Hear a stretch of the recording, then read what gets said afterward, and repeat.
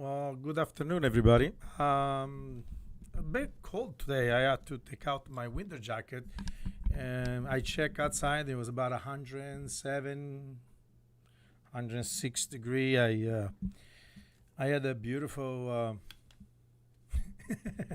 I'm joking. It's them out there telling you what. So also, I I called my beautician because I want to get some makeup before I come on the live show, and unfortunately we're busy with San Francisco with Pelosi, so I just had to come on a tour because with all our restrictions, and I'm not a politician, so I can get special treatment. Uh, I do have special wines though, and so far so good because some of our politicians haven't got involved in what we're supposed to be drinking during the coronavirus. So we're okay. So this one side of our world is still left alone, so we can make our own decision.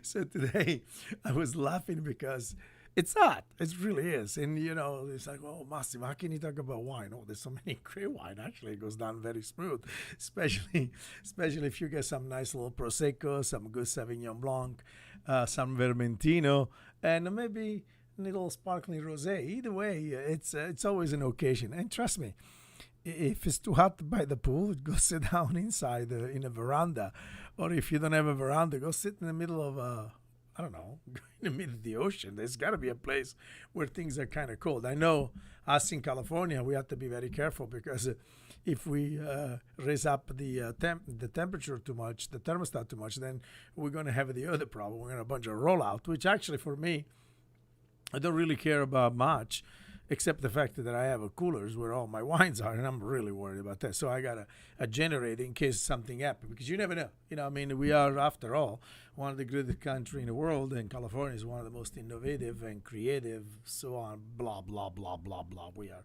always ringing our bells how wonderful we are here, but we can keep the lights on, so I don't know what to tell you. Maybe we should go back to candlelight. Yeah, that'd be great. Nice candlelight dinner. So, fantastic. I was always interested in the people mindset, and so a couple of people called me up and say, "Hey, Mas, I have a wonderful weekend in front of me. I don't want to do the same usual barbecue with everybody. The burger, the steak. I've been eating the same thing all the time, and I'm gonna do something else. But as far as wine concerned, what do you think? What kind of wine should I enjoy? I got a bunch of friends coming over. Some they're really into wine, some they're not. Some young guys once, they're really not a big drinkers. They like their tequilas and so on. I say, listen, it seems like you have a normal bunch of people, to be honest with you. So my suggestion to everybody, it's a perfect time to pull out some of the most simple and fun bottle of wine that you love, discover over time. And this is a perfect time. This time of the year, the Labor Days and those big weekends, vacation where you have a 2-3 days, couple days, a bunch of friends coming over, a different type of food.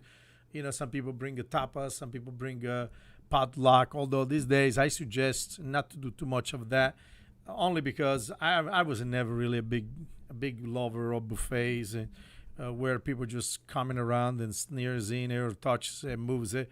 I like to think when you do that kind of setup, if you want to do a buffet style, my suggestion to you is that they sell some really pretty little containers, whether it will be little bamboo boat or little cups. And so when you make it already portion ready, it's a lot more fun. It's less wasteful, and it's healthier. Let's be honest. So the people can grab exactly what they are want to the heat.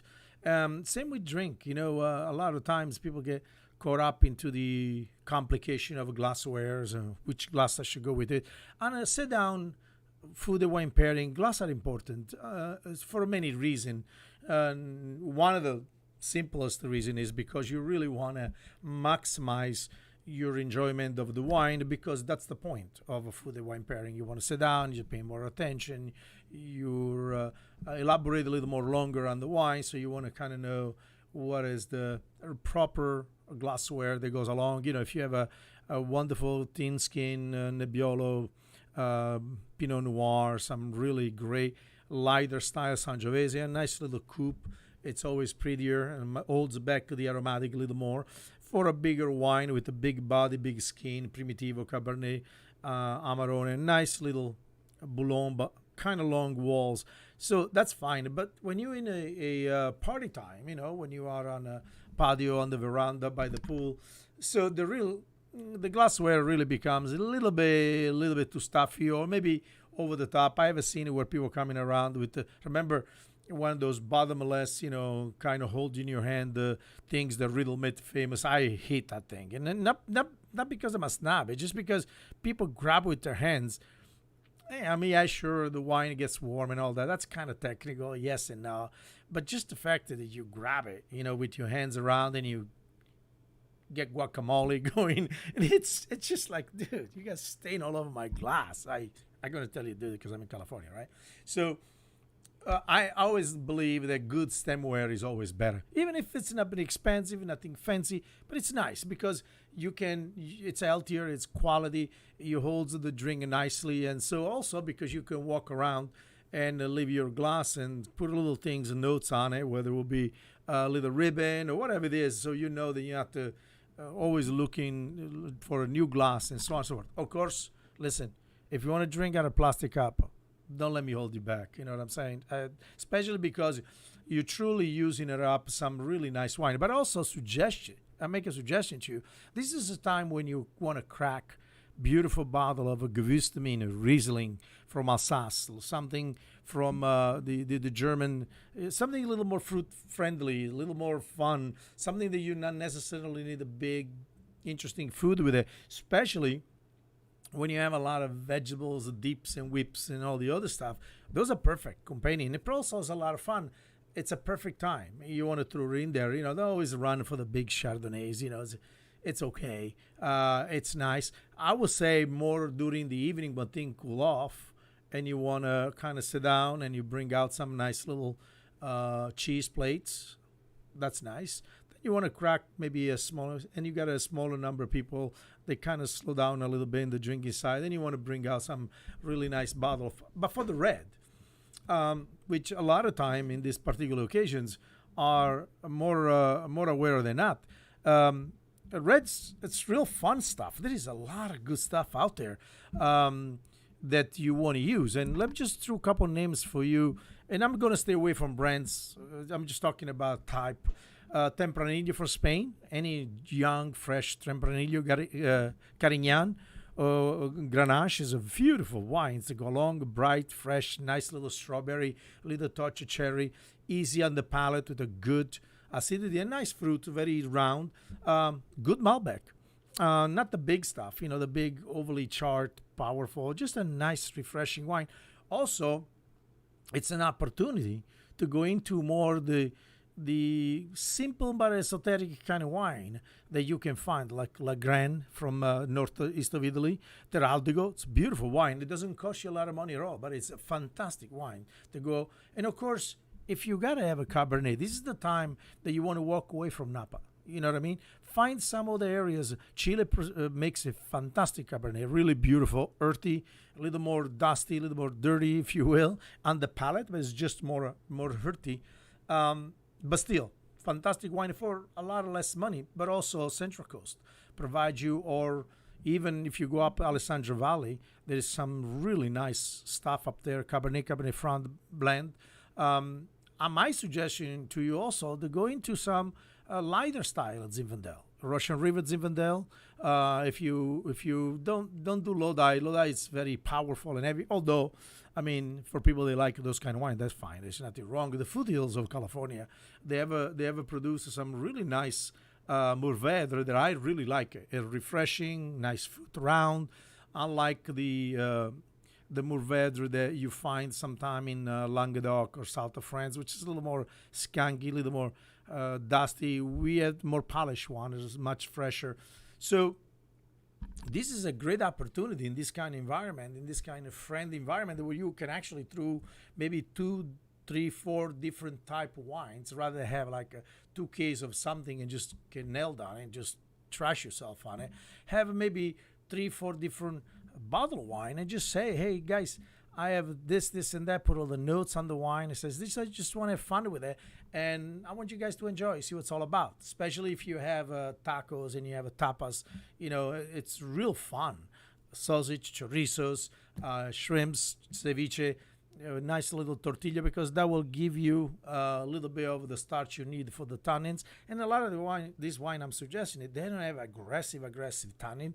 They are fresh, so that there's enough tannin they put you in, but any little starch component, will be a potatoes, a polenta, a corn tortilla, will do. Actually, a little rice, although I'm not big for starch during the noontime, or if you do a pasta salad, that's just fine.